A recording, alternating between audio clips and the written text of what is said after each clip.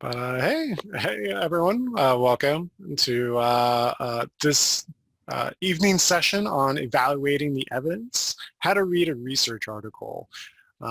This workshop kind of came in response to feedback from both students and from faculty about the whole balance between having to systematically read an article, but in a way that would be still efficient because understandably, especially within the health sciences literature, there are thousands, if not tens of thousands, hundreds of thousands even, of articles to have to go over and pour through and to evaluate and figure out if they are even relevant to your own topic.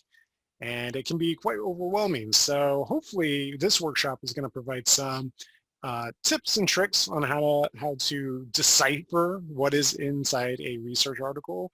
Kind of the agenda for this evening is to go over the different parts of a research article, because in a lot of ways a research article doesn't work, or at least it doesn't read like you would with a traditional novel, say, or a magazine or anything like that. Really, I like to ascribe research articles as being almost like puzzles, because really you don't read it front to back in most cases. It's oftentimes you focus on certain parts and then pour over the other parts after you've really delved in and really identified whether it's really relevant to you, especially within your given topic or your research or even your clinical query within a clinical setting.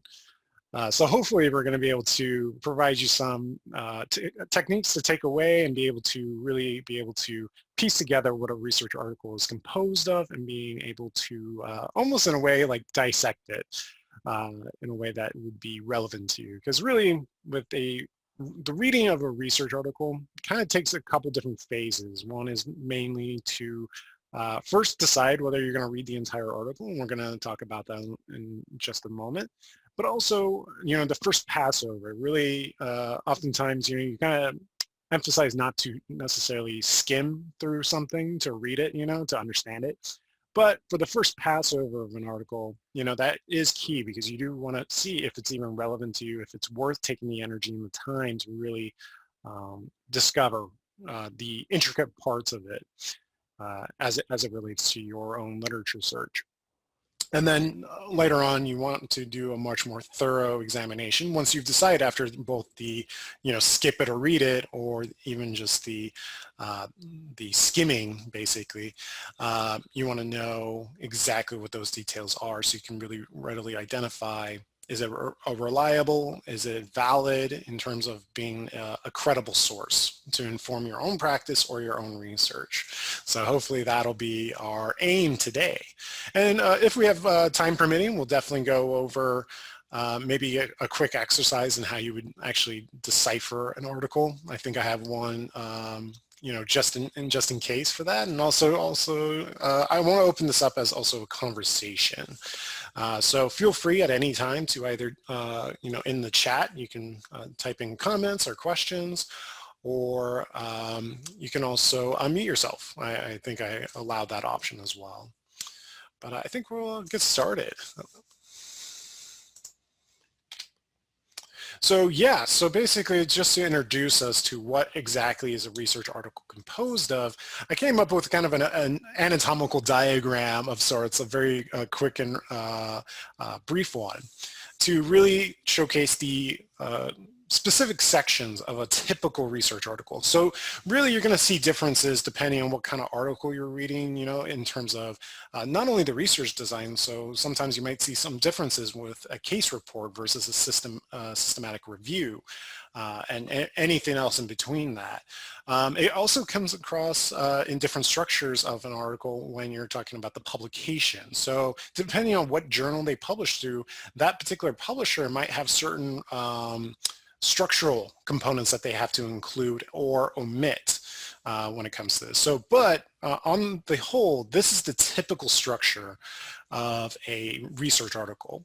Basically, it's composed firstly of the abstract, and we'll go into that, but basically there's a brief summarization of the entire article.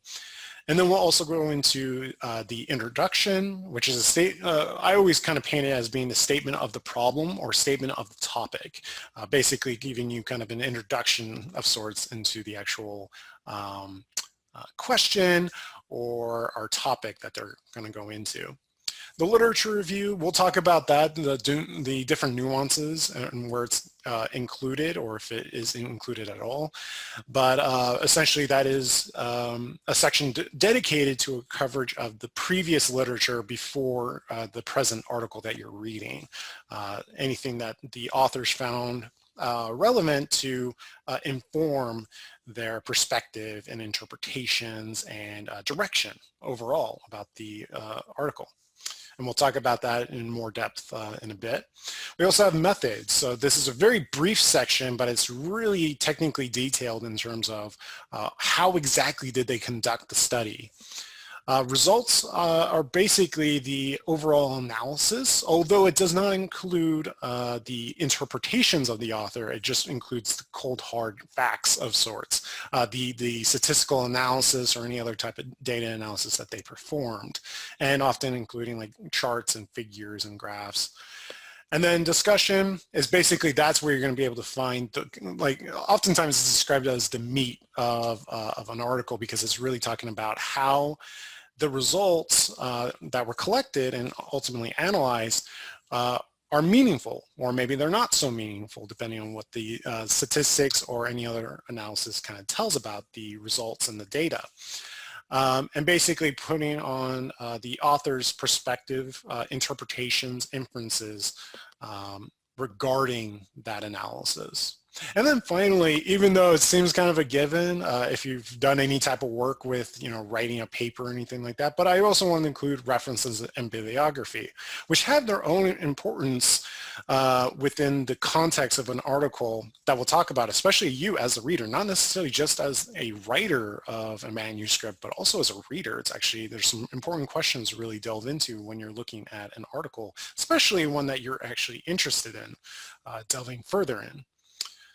But yeah, so that's kind of the basic structure of a research article.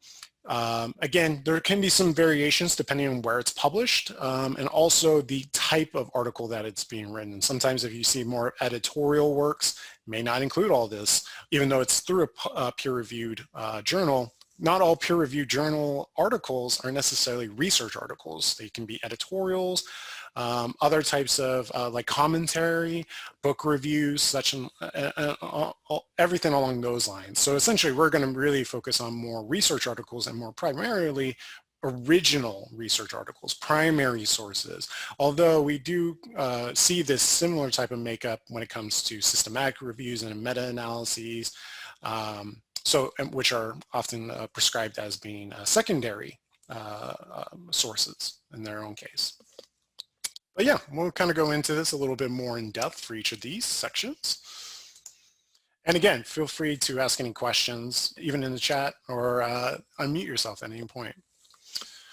But yeah, the first one I wanted to cover, and this is one of the main deciding factors of whether you're going to read an article in the first place, is the abstract. So essentially, like I said, this is a brief summary statement about the entire article's text. There's several different components that are laid in within the brief summary. Oftentimes you'll see that they're kind of limited to more than, or they have to be within 250 words is one particular requirement for a lot of abstracts, although it can differ. And you might see there's even different structures as to how they're written as well. Oftentimes sometimes they're a one paragraph type of statement, or they can be also divided into the different sections that we're just going to talk about here. But basically it talks about what the study is about. Usually has like one or two like sentences regarding the purpose, and maybe a slight background to justify that purpose of the study. And then more importantly, like a few sentences down, there's like 2 or 3 sentences that are dedicated to the actual methodology of the study. So it kind of briefly summarizes what they did and how they analyzed that data that they collected. And then the last couple sentences that they leave are or explanations about the results in particular. Again, the discussion-oriented section of like inferences, interpretations, anything that they overall concluded from their analysis. And so here, the abstract is usually the first thing you read, and it might be the only thing you read about a research article.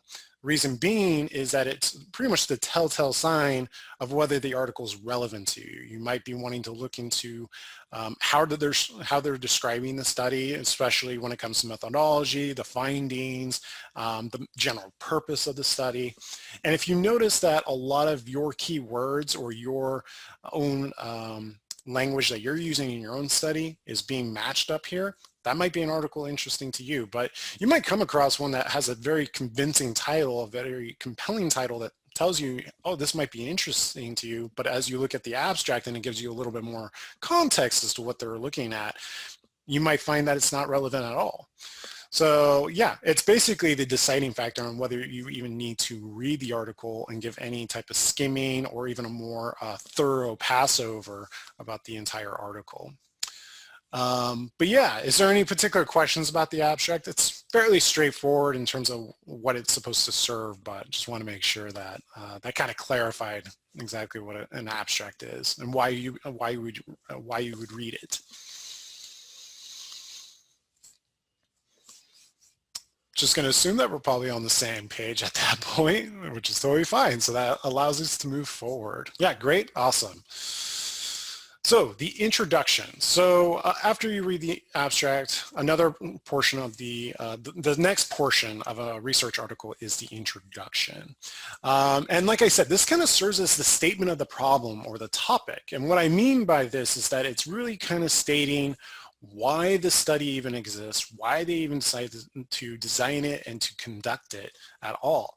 And so you might find that it provides background information, usually talking about any type of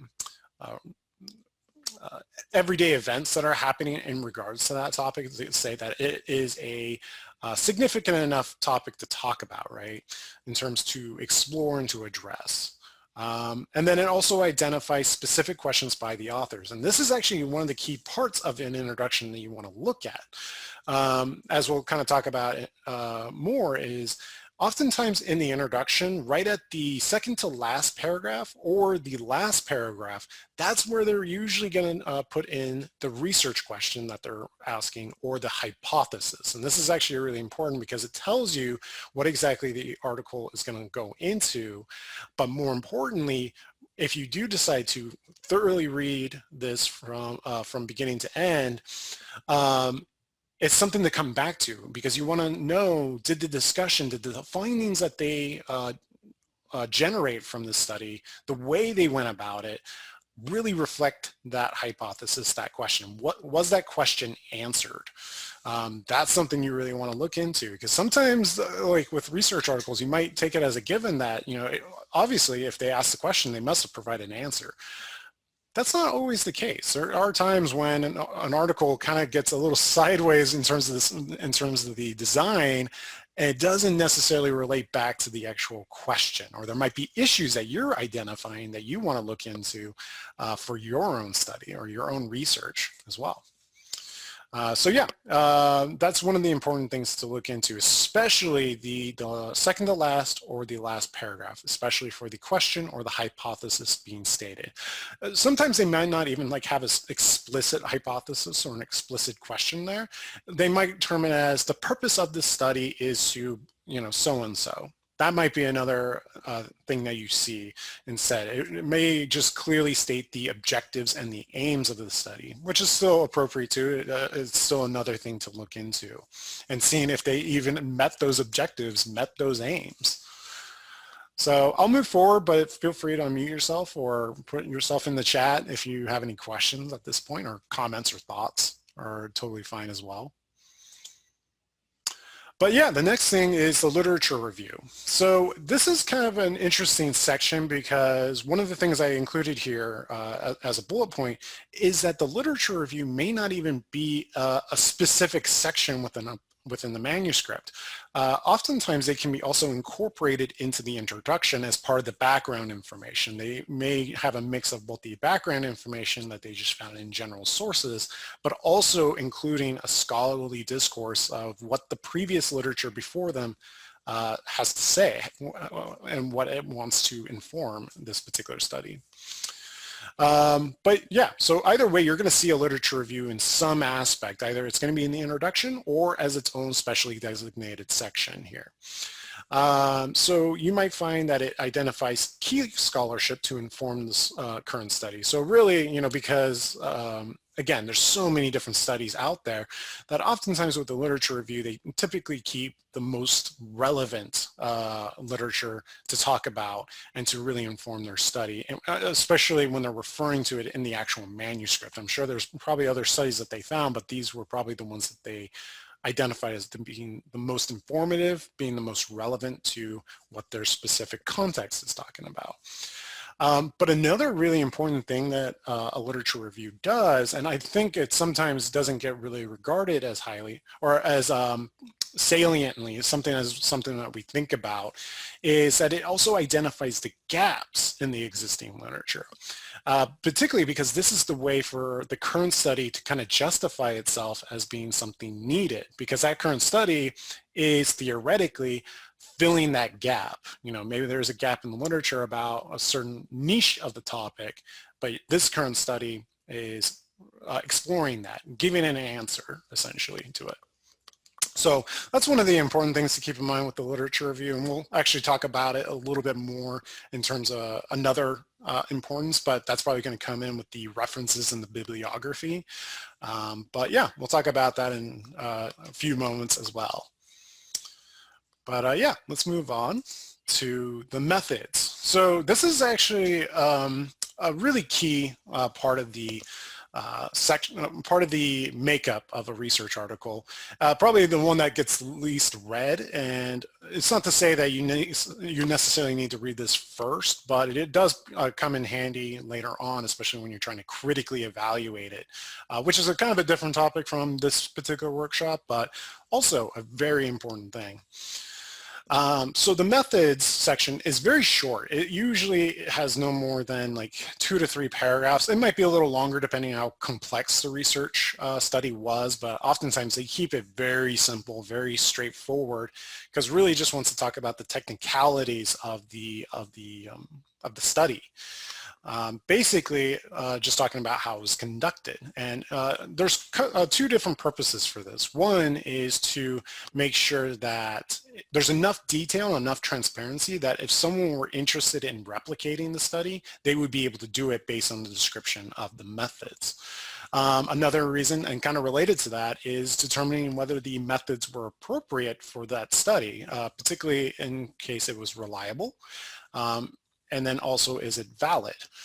Is it actually measuring what it's claiming to measure? And also, are those results repeatable? Are they coming up consistently?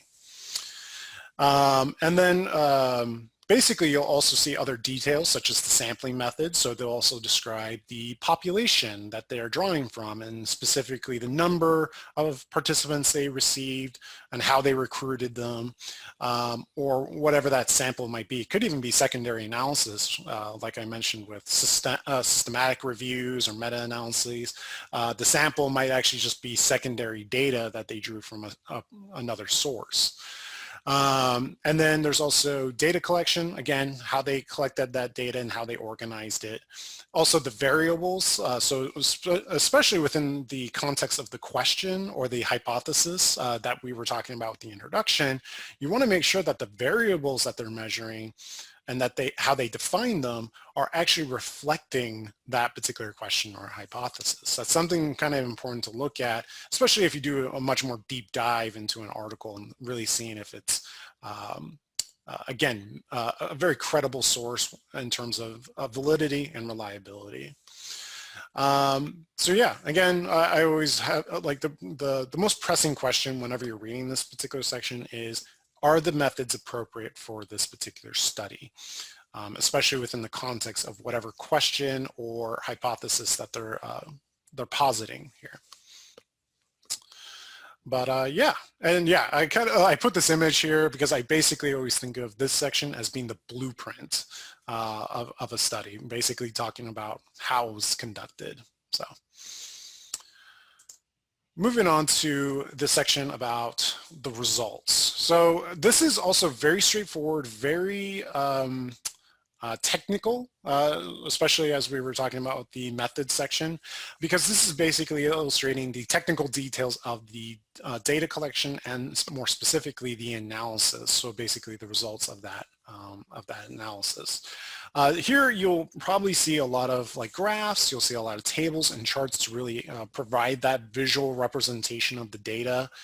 But at the same time, like I mentioned earlier, this is not the section that you would see for the offering of interpretations or inferences or different types of perspectives as it relates to the results. This is just supposed to be a very straightforward display of the results, talking about if they were statistically significant or if they were non-significant. I'm not too sure, like for those of you here, like you're all familiar with what statistical significance is referring to? Just out of curiosity, just make sure.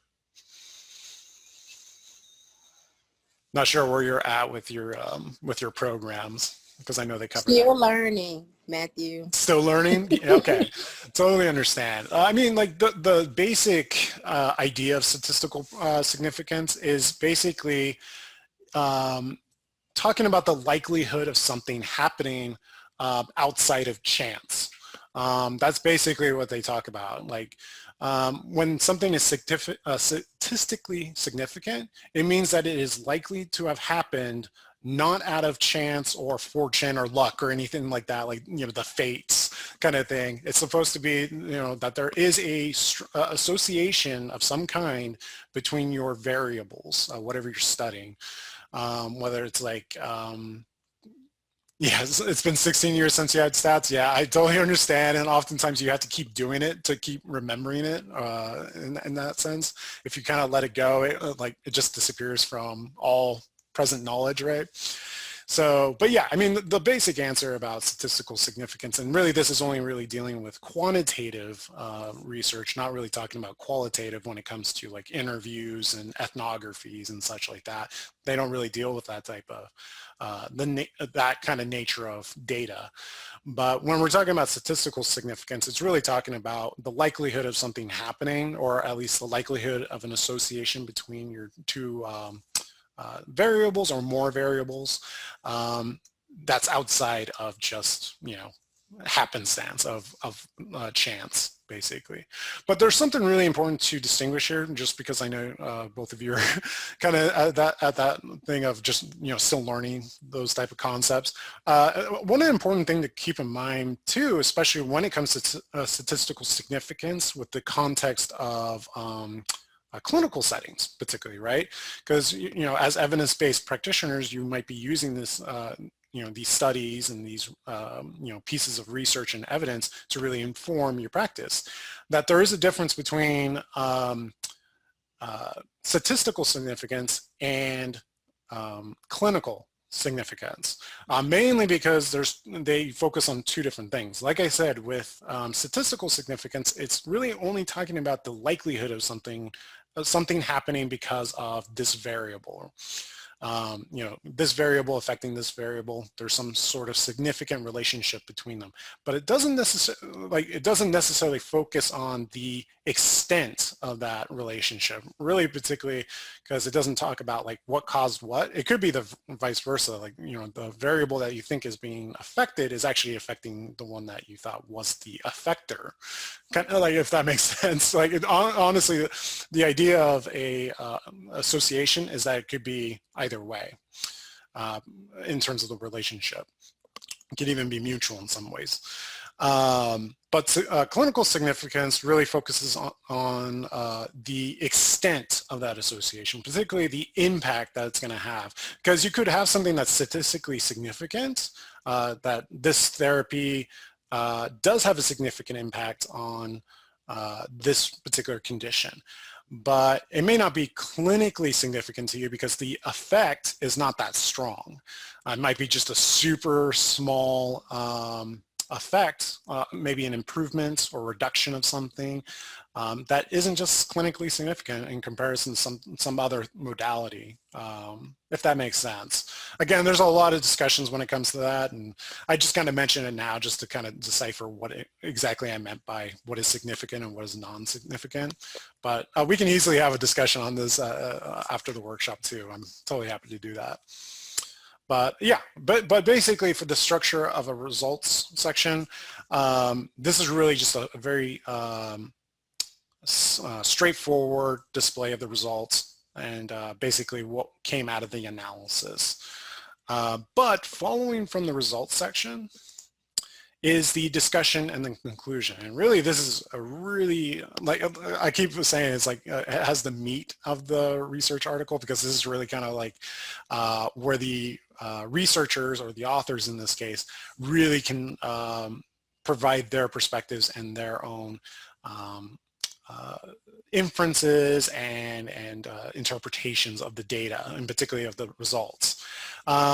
So oftentimes, though, this is in regards to the literature review, and that I was going to mention before. This is another important reason why we have a literature review, is that you often compare the findings that you got from your results to the results and findings of the previous literature, seeing if there's any contradictions, or is it supporting what previous evidence has been showing, or maybe you've revealed a new kind of dimension or a certain aspect that wasn't previously identified. That would be another way.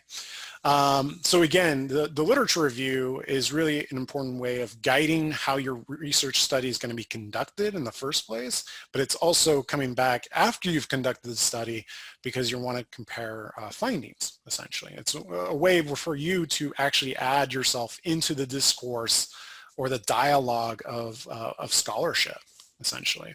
Where's your place within the evidence, essentially? That's kind of what you're deciphering. But also with the discussion, you also will find the limitations of the study. So they often dedicate at least a paragraph within the discussion talking about the limitations that came about with the study's design. It could be that maybe they weren't able to collect enough data in terms of enough participants. Maybe they had lower turnout than they expected, or they were only able to reach this specific population. So you can't generalize those findings with other demographics. That would be another example. Yeah, it could be just different ways, or maybe because they focus more on a quantitative approach, maybe a survey, they don't really know more about the in-depth knowledge of their participants when it came, if you were to do a interview, like, because you would get a lot more data from that because you're actually getting inside the mind in some way, rather than a survey, which is very simplified because it's often like multiple choice and stuff like that. It doesn't usually have like open-ended type of discussions or answers from your participants.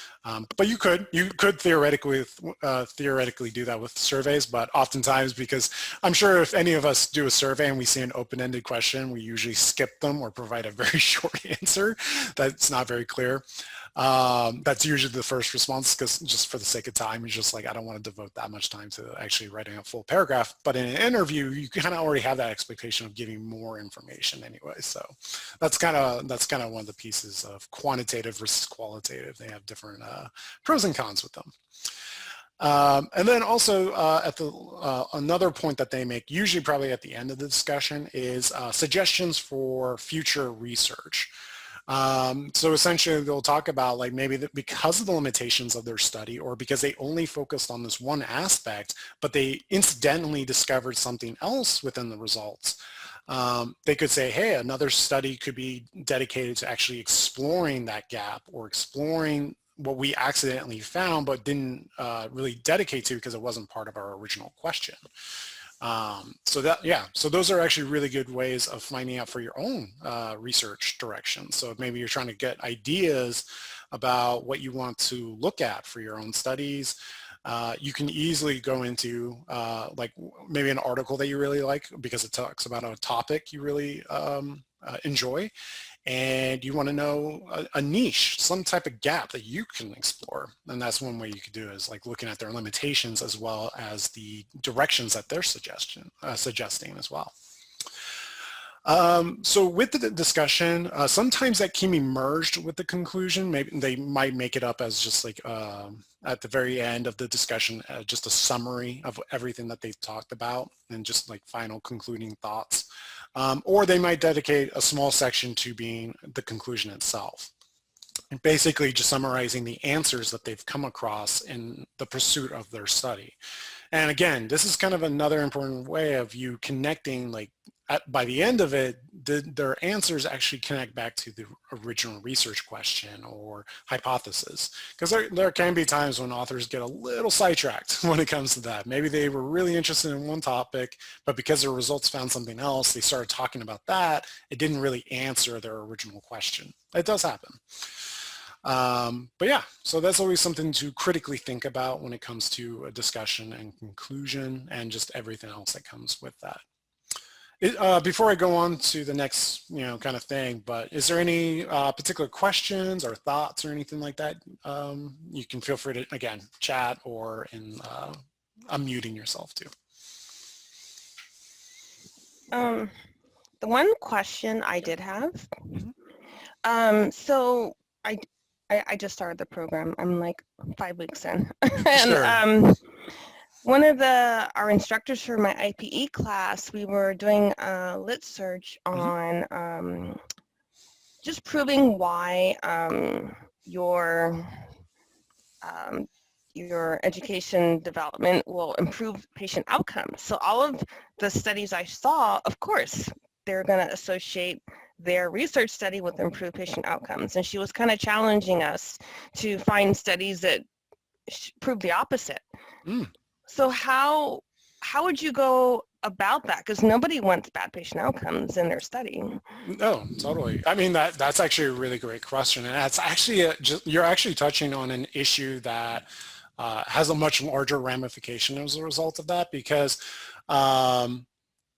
oftentimes, yeah, like usually studies don't want to try to focus on like the negative or the absence of something. Like they want to show something that they've actually could, showcase, like I got to show this, right?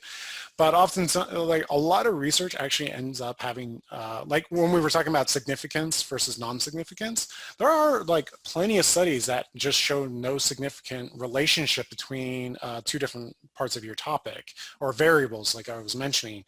And that would be actually kind of an idea actually to go forward. If you look into the results, particularly in the discussion of an article, and you're trying to identify articles that do not necessarily support that there's a strong like effect of like a therapy or something like that, or that how it improves patient outcomes, you might not necessarily want to look at like focus on how it's reducing or decreasing or somehow limiting patient outcomes, but so much that they just didn't find supporting evidence to show that there was a statistical significance between this modality that you're looking at and patient outcomes in terms of improving them. They might find that there's no relationship because there's just, it just doesn't have enough of an impact. There's just no relationship at all. That would be one way, but the problem that comes across with that is sometimes researchers who come up with that finding that there was no significant relationship don't publish their work, mainly because it just, like to them conceptually, and probably to all of us, it doesn't look good to you when your study just showed nothing, right? But at the same time, we really have to reframe that as saying we did find something. We found that it just didn't have an effect. That's still a discovery in itself, that we can focus on something else. So hopefully that, I mean, like that would be my one answer, but yeah, that has some complicated things going beyond that, because in terms of researchers even publishing that type of research, that it shows no effect or has a negative effect of some kind. Yeah, it can be troubling in that sense. Or can be difficult finding that type of literature. But that would be my recommendation, actually, is not necessarily trying to find a negative impact, but trying to find any articles that show no statistical significance. I guess that would be my quick answer. Thank you. Yeah. Any other questions I can field at this moment before I kind of move on?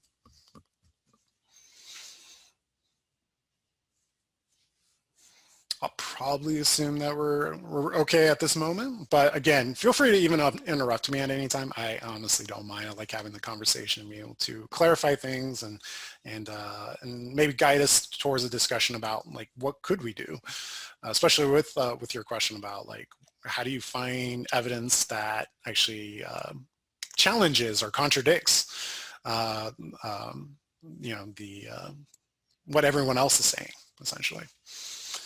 So with that, I think one of the things I wanted to address, oh, actually, before I go into that, I forgot about the references. See, this is one of the things, like a lot of people forget about the references, and apparently I just did too. So perfect example of that. But it's actually a really important section that we probably don't think about too much, like in terms of reading someone else's article and, you know, reading their references. But one of the things that's really important is because of the fact it's relating back to the literature review and as well as the discussion that they're having in the article, because it's about the citations of sources in which the authors drew upon to inform not only the direction of their study, but also the end result of it in terms of a discussion of it.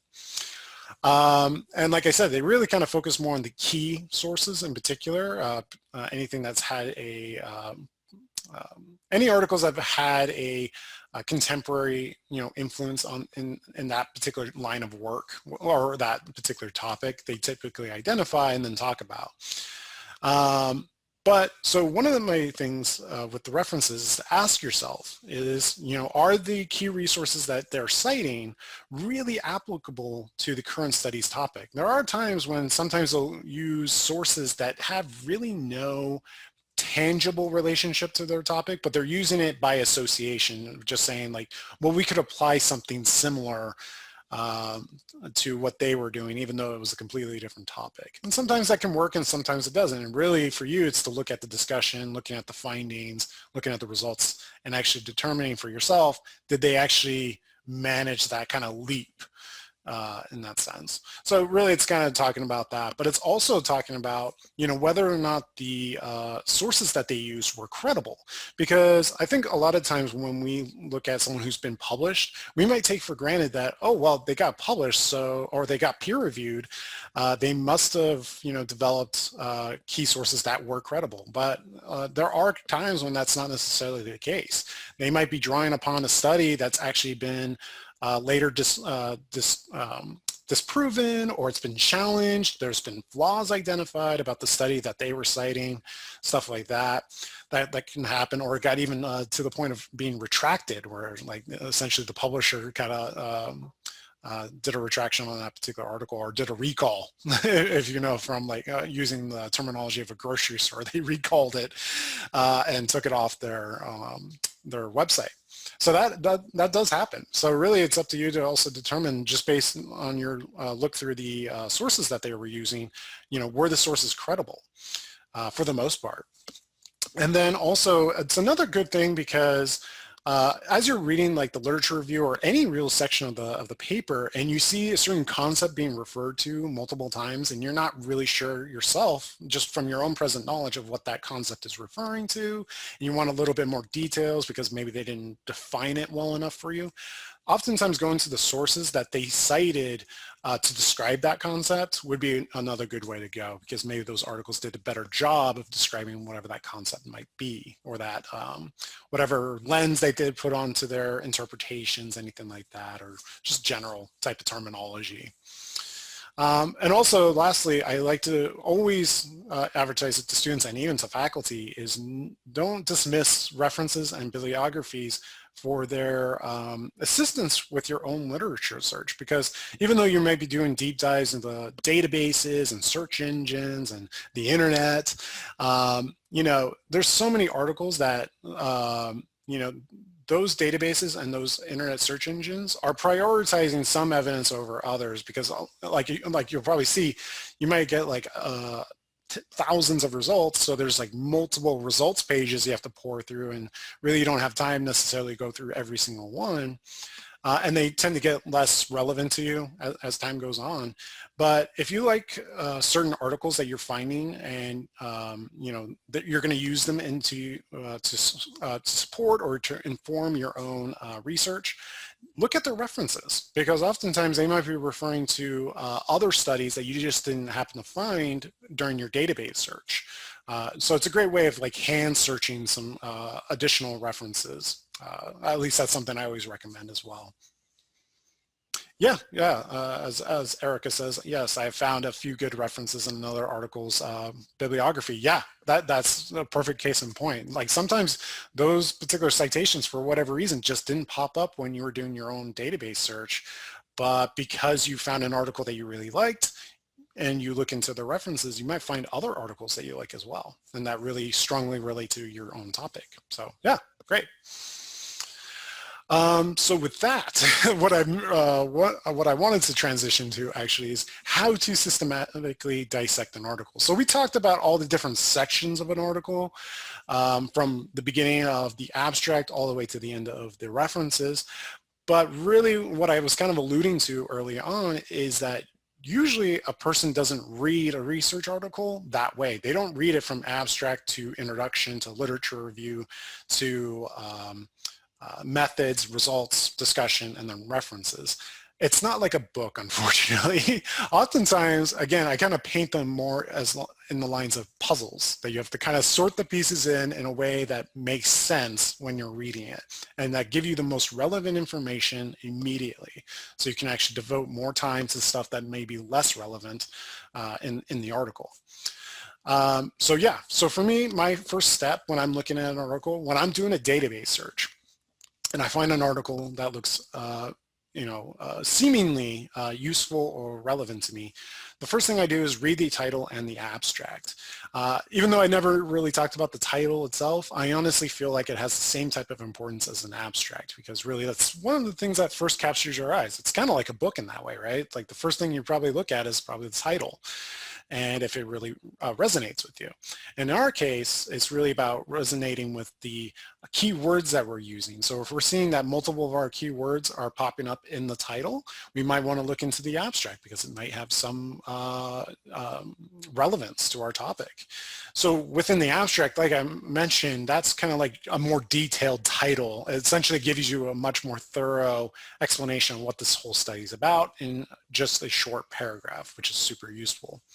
And also, for anyone who doesn't have database access or access to like scholarly journals, like unless they actually had to pay for it, or if they were affiliated with a university like you all, the only thing that's available is an abstract. So it's really important to really delve into the abstract before you even purchase the article or rent it. I guess now you can nowadays.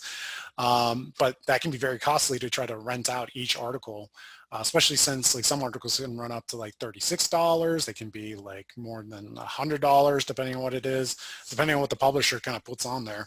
So if you don't have like some sort of access to it, like through a university library like us, then it can be it becomes more important to read the abstract and really delve into, is this really something I should read or should I just skip it?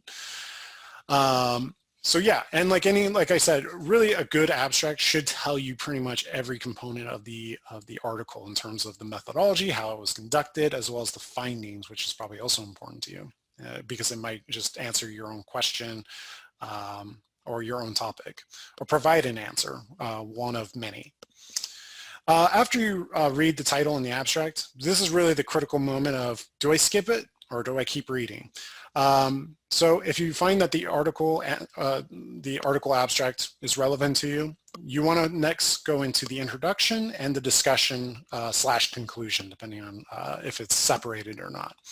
Really, these are the two places where you're going to be able to find pretty much the meat, like I said, of the article. Basically, the introduction is going to provide you the research question or hypothesis that is being asked by the article, or by the authors in particular, and then the discussion provides the answers that they found, or that they interpreted, basically. So yeah, those are basically the two places where you're going to find probably the most obvious connection of does this relate back to my topic?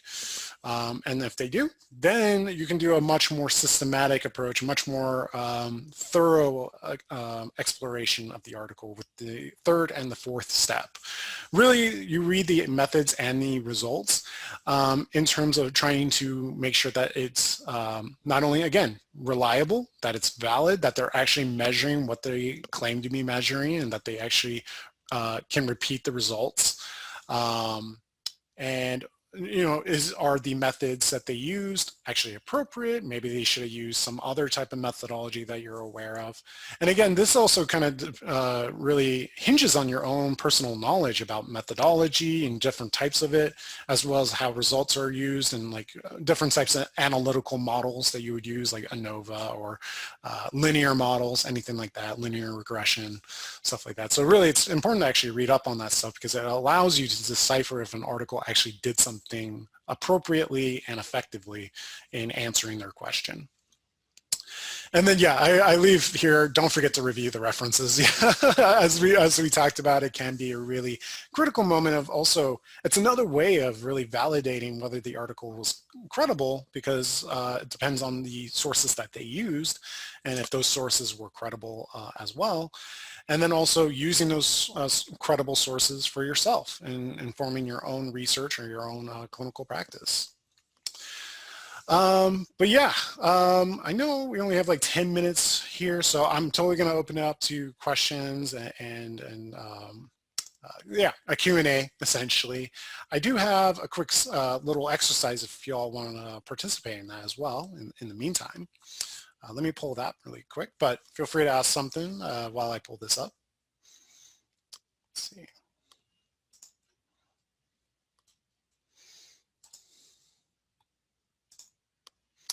Let's see. Okay, can you all see that, just to make sure? It should be honeybee sting pain. Yeah, cool. So I figured it'd be nice to do like a quick exercise depending on how much time we had, just to kind of demonstrate these type of skills, or at least like how would we kind of decipher an article. So I'm going to provide the link to it in the chat, so you should be able to see that. So yeah, I connected to here, but right down below, you actually want to read online. So this should take you immediately to the PDF version of it. So yeah, let's go with that. And yeah, so essentially, if you want to, I had a couple questions about it. Actually, yeah, okay, it should still be showing, cool. Yeah, like a couple of questions that we can kind of answer about this particular study, which I really love. I love this study just because of the nature and the topic that they approach. So I definitely encourage reading it.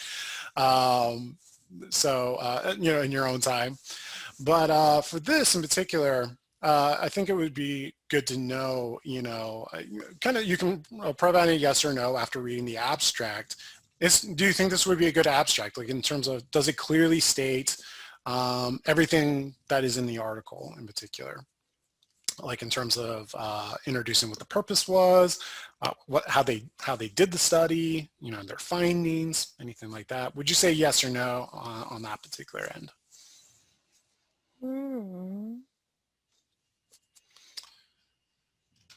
I think I can zoom in on my end just in case you happen to be looking through there, but I wanted to provide the link just in case you needed to zoom in further.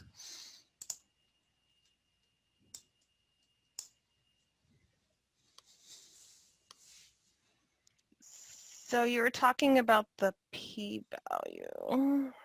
Yep, which is talking about statistical significance. And I forgot what reference you told me. Was it 0.0? Oh yeah, to determine if it's a statistically significant, it can change depending on what the study is, but the usual statistical significance level that they go for is it has to be less. It's like p less than 0.05. 0.05. Yeah, it's I do remember 16 years ago. Totally.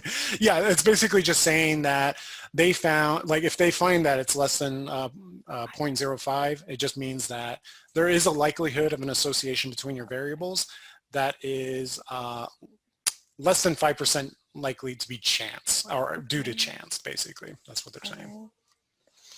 But yeah, just like based on just this read, would you say this is a good abstract, I guess? I think so because it tells you what the question is, Mhm. and it tells you how the study was done, like Mhm.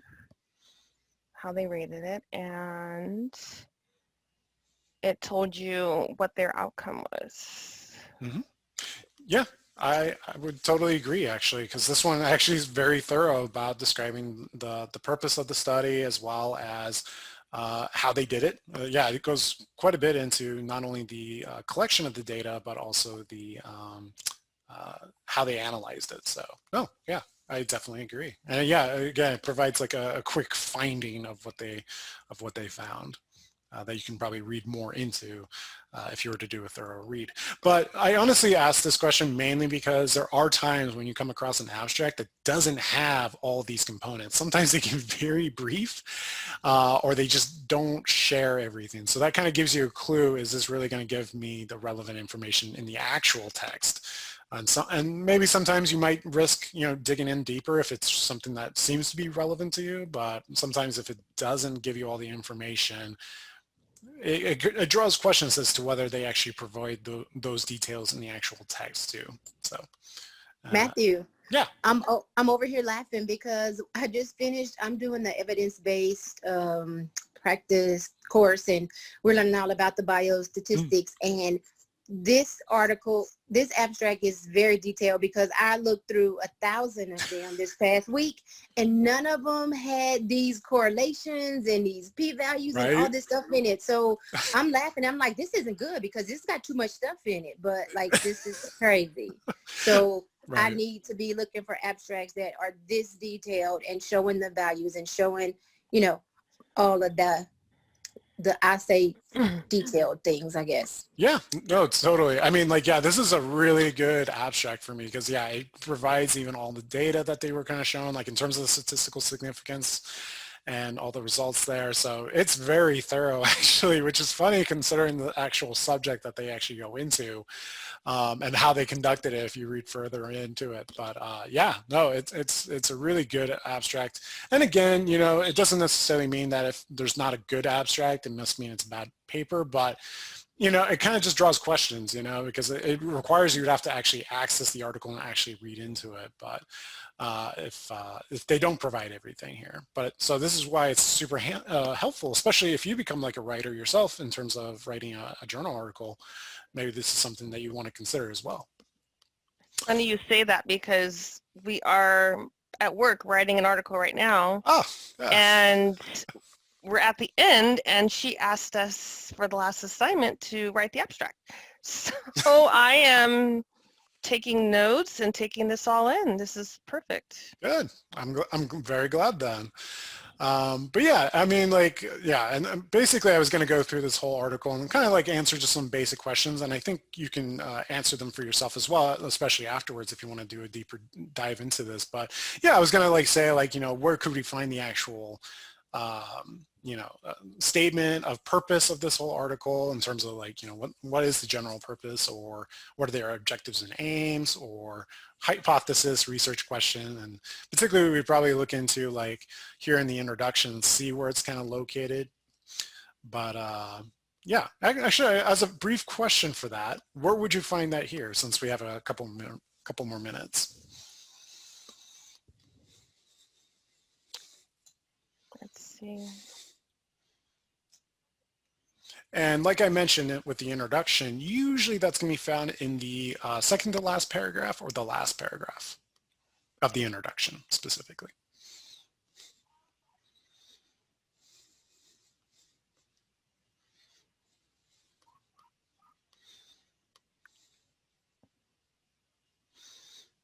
I actually didn't open up the link. I was looking at your screen. Oh, it's actually on there. You can see it. Oh, okay. Yeah, I did, just in case. I figured like either you were going to click the link or not. Like I did it for wanted to showcase it actually. The answer's right in front of me. All right.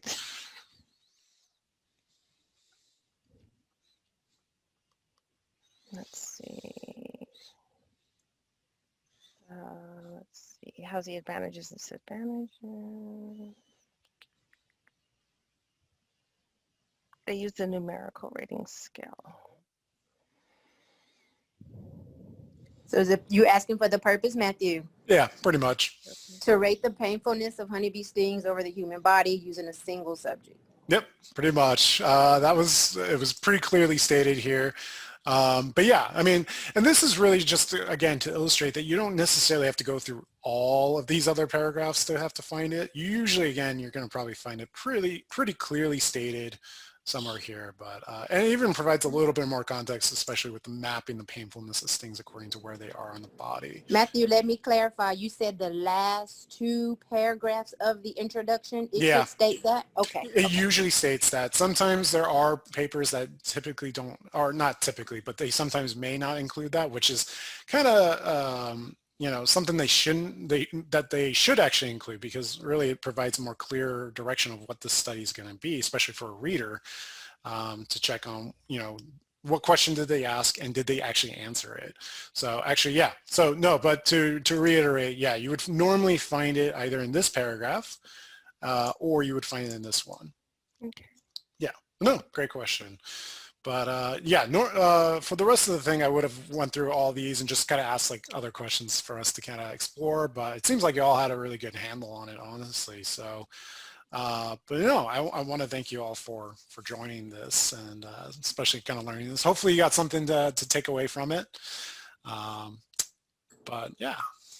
Matthew, I wish I had taken this or viewed this webinar like last Sunday before I went through those thousands of articles to write up my paper, but better late than never. So we still have lots more to do, and thank you so much. Of course. Yeah, I'm happy to do so. Yeah, you know, I guess I wish I read your mind that you needed it back then, but you know, better late than never, like you said. So, but yeah, I mean, you can easily use these type of skills, especially later on, not only just in your program, but also, yeah, in just professional life as well.